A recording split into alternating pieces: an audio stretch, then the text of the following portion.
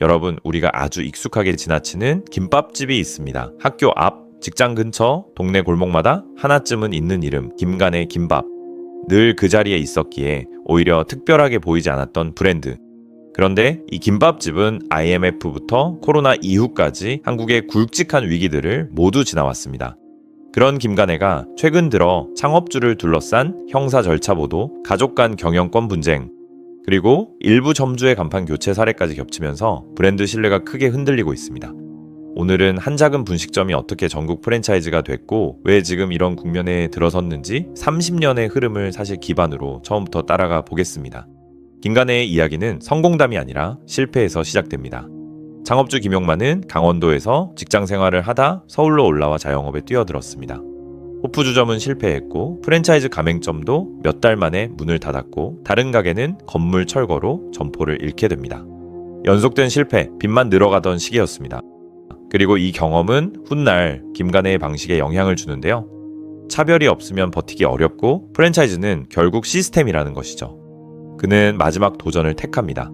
1990년대 초 서울 대학로 동숭동 10평 남짓한 분식점이었습니다. 당시 대학로는 사람은 많았지만 가격에 민감했고 빠른 한 끼가 필요했습니다. 여기서 그는 메뉴를 선택합니다. 라면도 떡볶이도 아닌 김밥. 그때 김밥은 주인공이 아니었습니다. 미리 말아두고 파는 저렴한 간식에 가까운 메뉴였죠. 하지만 그는 묻습니다. 김밥을 가게의 중심 메뉴로 만들 수는 없을까? 그리고 그가 한 선택은 놀라울 만큼 단순했습니다. 김밥 조리대를 옮긴 것이었죠. 주방 안쪽이 아니라 매장 전면, 창가로 꺼내 놓았습니다. 손님이 주문하면 밥이 펴지고 재료가 올라가고 말리고 썰리는 순간까지 전 과정이 눈앞에서 진행됩니다. 미리 만들어진 음식이 아니라 내 주문을 위해 지금 만들어지는 음식. 이 차이가 신선함과 정성이라는 인식으로 이어졌습니다. 여기에 매장 연출도 더해지는데요. 참기름 밥 냄새가 자연스럽게 바깥으로 퍼지도록 설계했고 사람들은 간판보다 먼저 냄새에 반응합니다. 그리고 창가에서는 김밥이 만들어지는 장면이 보이죠. 그 순간 사람들은 발길을 멈춥니다. 또 속 재료를 늘려 꽉 찼다는 인식을 강화했습니다. 결과적으로 대학로의 작은 분식점은 김밥을 일부러 먹으러 가는 집으로 입소문을 타기 시작합니다. 이 시기를 전후해 매출도 눈에 띄게 늘었고요. 김간애는 김밥의 맛을 바꾼 게 아니라 김밥을 보이게 만든 브랜드였던 겁니다. 그리고 이 작은 성공은 자연스럽게 다음 질문으로 이어지는데요. 이 모델은 다른 동네에서도 통할 수 있을까? 대학로 단골의 제안으로 1900년대 중반 서울 노원구에 1호 가맹점이 열죠. 이때부터 김간애는 한 가게가 아니라 시스템이 되어야 했는데요. 직영점을 운영하며 조리 방식과 재료 구성, 매장 동선과 운영 매뉴얼을 하나씩 정리했고 식자재와 인테리어 가이드도 표준화했습니다. 확장은 느렸지만 가맹점 입장에서는 어디서 해도 비슷하게 나온다는 신뢰가 쌓였습니다. 그리고 1597년 외환위기. 고급 외식은 흔들렸지만 불황 속에서 사람들은 더 저렴하고 빠른 한 끼를 찾았습니다. 분식, 그 중에서도 김밥, 조리 빠르고 부담 적고 포장도 되는 메뉴. 김간애는 이미 검증된 모델과 표준화된 운영을 갖추고 있었습니다. 여기에 불황기 자영업 수요가 맞물리면서 가맹점 수는 빠르게 늘어났죠. 2000년대 중반 김간애는 전국 수백 개 매장을 운영하는 대표 분식 프랜차이즈로 자리 잡습니다. 업계에서는 이 성장을 호황기에 커진 브랜드가 아니라 불황 속에서 선택받은 브랜드였다고 평가했습니다. 유행이 아니라 생활 수요. 그래서 오래 버틸 수 있었고 동시에 쉽게 더 크게 성장하기는 어려운 구조가 이때 만들어집니다. 그리고 이 특성은 시간이 흐를수록 김간애의 선택과 한계를 점점 더 분명하게 드러내기 시작하는데요.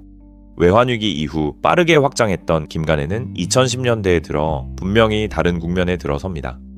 이 시점의 김간애는 더 이상 공격적으로 커지는 브랜드가 아니라 이미 전국에 자리를 잡은 성숙기 프랜차이즈에 가까웠죠. 공정거래위원회 가맹사업 정보공개서를 보면 이 흐름이 숫자로 확인되는데요.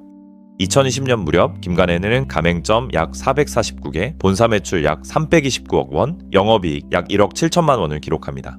브랜드 규모는 컸지만 가맹점 수는 이미 정체 상태였고 수익성 역시 크지 않은 구조였습니다. 이후 2022년엔 가맹점 수가 448개로 거의 변동이 없는 가운데 본사 매출은 약 395억 원, 영업이익은 약 6억 9천만 원으로 늘어나죠. 즉 이 시점까지 김간해는 무너진 브랜드라기보다 성장이 멈춘 채 내부 효율로 버티고 있던 상태에 가까웠습니다. 하지만 문제는 이 정체 상태가 오래 이어지지 않았다는 점인데요. 2020년대 중반으로 넘어오면서 상황은 조금씩 달라집니다. 가맹점 수는 425개에서 378개, 다시 350개 수준으로 완만하지만 분명한 감소 흐름을 보이고요. 신규 출점보다 계약 해지와 명예 변경이 더 많아지는 구조였습니다. 규모는 여전히 컸지만 매출은 300억 원대에 머문 채 가맹점 감소 흐름을 되돌릴 만큼의 새로운 성장 동력을 만들지는 못했습니다. 성장 여력과 충격을 흡수할 완충 장치는 이미 상당 부분 소진된 상태였죠. 그리고 바로 이런 상황에서 브랜드는 외부 충격에 가장 취약해집니다. 성장 중일 때는 문제가 생겨도 다음 달 매출로 버틸 수 있지만 성장이 멈춘 상태에서는 작은 변수 하나도 곧바로 타격으로 이어지기 때문입니다. 김간해 역시 이 구조적 상태 위에서 이후의 사건들을 맞이하게 되는데요. 2023년 이후 김간해를 둘러싼 보도의 중심에는 창업주를 둘러싼 형사사건이 자리하게 됩니다. 언론 보도에 따르면 직원 관련 성폭력 혐의와 회삿돈 사용과 관련한 횡령 혐의로 수사가 진행됐고 이후 검찰에 송치됐다는 보도도 나왔습니다. 이때부터 김간해는 그냥 김밥 프랜차이즈가 아니라 창업주 이슈와 함께 언급되는 브랜드가 되죠. 왜 개인의 문제가 브랜드 전체를 흔들게 됐을까요? 핵심은 이 브랜드가 만들어져 온 구조에 있었습니다. 김간해는 오랫동안 대학로, 열평 분식점, 즉석김밥, 불황기, 확장 같은 이야기를 창업주 서사와 강하게 연결해 소개해온 브랜드입니다. 브랜드 스토리 자체가 한 사람의 창업 서사와 겹쳐 있었던 거죠. 게다가 지배 구조도 변수였는데요. 창업주가 회사 지분 대부분을 보유한 최대주주로 알려지면서 이 사건을 단순한 개인 문제로 분리하기 어려운 구조라는 분석이 나왔습니다. 이런 상황에서 특히 취약해지는 건 이미 성장 속도가 둔화된 장수 브랜드입니다. 그리고 이 불안은 곧 브랜드 내부로 번집니다. 이번엔 사건 그 자체가 아니라 회사를 누가 운영하느냐의 문제였습니다. 2024년 말 김간해 대표이사였던 김정현 대표는 공식 입장문을 통해 창업주를 대표이사직에서 해임했다고 밝혔습니다. 메시지는 분명했죠. 개인 문제와 회사 운영을 분리하고 정상 경영을 이어가겠다. 하지만 이 발표로 모든 문제가 정리됐다고 보기는 어려웠습니다. 해임 이후에도 불확실성은 쉽게 사라지지 않았기 때문입니다. 보도에 따르면 최대 주주인 창업주가 임시 주주총회 소집 요구 등 경영에 다시 관여하려는 움직임도 함께 거론됐습니다. 여기에 가족 간 이혼 소송까지 겹치며 형사사건과 회사 운영, 경영권 문제가 동시에 얽힌 복잡한 그림이 만들어졌다는 분석이 나오고요. 그 결과 시장은 하나의 메시지가 아니라 엇갈린 신호를 받아들이게 됩니다. 그리고 이 혼선은 가장 먼저 현장으로 내려옵니다. 바로 가맹점인데요. 점주는 손님과 직접 마주하고 매출 변화를 가장 먼저 체감하죠. 그래서 본사보다 먼저 불안을 느낄 수밖에 없습니다. 2024년 말엔 일부 매장에서 김간해 간판을 내리고 다른 상호로 전환하는 사례도 등장하죠. 기존 설비를 유지한 채 상호만 바꾸거나 가맹 계약을 종료하고 독립 매장으로 전환하는 방식입니다. 업계에서는 이 흐름을 브랜드 이미지 문제가 현장 비용으로 전가되는 전형적인 과정으로 봅니다. 쉽게 말해 본사에서 불이 나면 가장 먼저 연기를 마시는 건 본사가 아니라 매장이라는 겁니다. 그리고 이 지점에서 김간해의 이야기는 한 브랜드의 사건을 넘어 프랜차이즈 구조에서 반복되어 온 오너 리스크의 전형적인 사례로 이어집니다. 그리고 이런 장면은 김간해만의 이야기는 아닙니다. 실제로 프랜차이즈 업계에서는 비슷한 장면이 여러 차례 반복되어 왔는데요.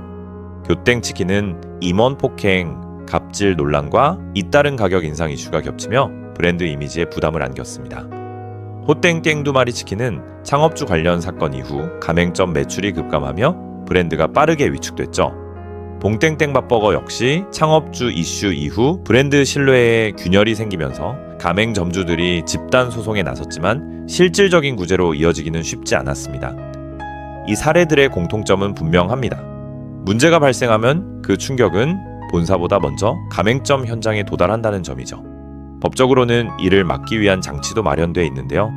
가맹사업거래법에는 본사 또는 임원의 위법 부정행위로 인해 가맹점주에게 손해가 발생했을 경우 손해배상 책임을 묻도록 한 조항이 존재합니다. 하지만 현실에서는 손해와 인과관계를 입증해야 하고요. 그 시간과 비용을 점주가 감당해야 하는 구조라는 한계가 계속 지적돼 왔죠. 결국 프랜차이즈에서 오너 리스크는 한 사람의 문제가 아니라 시스템이 얼마나 준비되어 있었는지를 드러내는 시험대에 가깝습니다. 김간의 사례가 던지는 질문도 여기에서 출발합니다. 한 사람의 문제를 브랜드는 어디까지 함께 짊어져야 하는가? 그리고 위기가 왔을 때 그 비용은 누가 어떤 구조로 감당해야 하는가? 이제 남은 건 하나입니다. 이 브랜드가 다시 신뢰를 회복할 수 있을지, 점주들이 버틸 수 있을지, 그리고 이 위기가 어떤 방식으로 정리될 것인가입니다. 다만 한 가지는 분명한데요. 이번 사태는 한 김밥 브랜드만의 문제가 아니라 한국 프랜차이즈 구조가 얼마나 취약한지를 보여준 사례라는 점이죠. 여러분은 어떻게 생각하시나요? 만약 여러분이 점주라면 지금 이 상황에서 버티는 선택을 할지 아니면 정리하는 선택을 할지, 또 소비자라면 브랜드와 창업주를 어디까지 분리해서 볼 수 있을지도 함께 이야기해 주세요. 댓글로 여러분의 생각을 남겨주시면은 이 이야기는 한 브랜드를 넘어 우리 모두의 선택으로 이어질 수 있습니다.